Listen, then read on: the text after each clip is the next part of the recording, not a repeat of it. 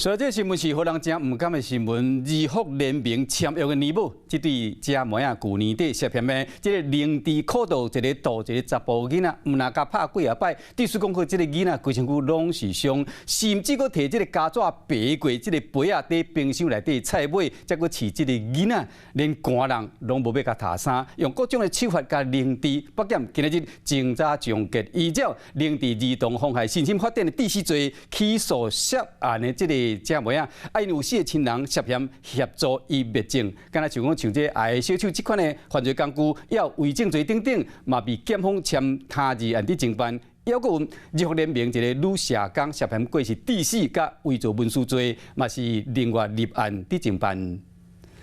白头长尾啊，穿黑色长裤，加白色袖袜是姓道的店铺。伊含小妹拢是日福联名签约合格店铺，所涉嫌甲囡仔苦毒甲死。将被害人身体部位对折捆绑，甚至将遭捆绑的被害人塞入水桶内，又长时间以命令被害人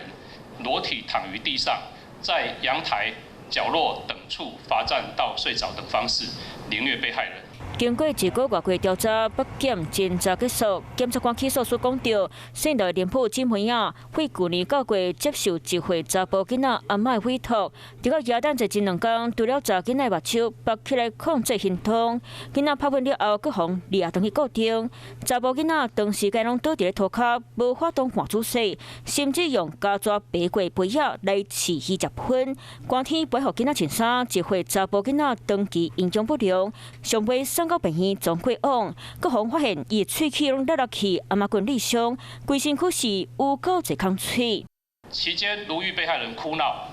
即以脚踹、殴打、大声斥喝及辱骂被害人，或从背后推被害人去撞墙，导致被害人全身多处擦挫淤伤。林母控案行为互公开，第一时间佫想要脱罪，予以3项罪名起诉，了尾案件会互国民法官参审。另外，日福联名姓陈的查某社工涉嫌的是过失致死含伪造文书罪，检方卖另案侦办。Hello， 我是郑雅芳。想要抢先掌握最及时的新闻资讯吗？赶快订阅、按赞、开启小铃铛，锁定华视新闻 YouTube 频道。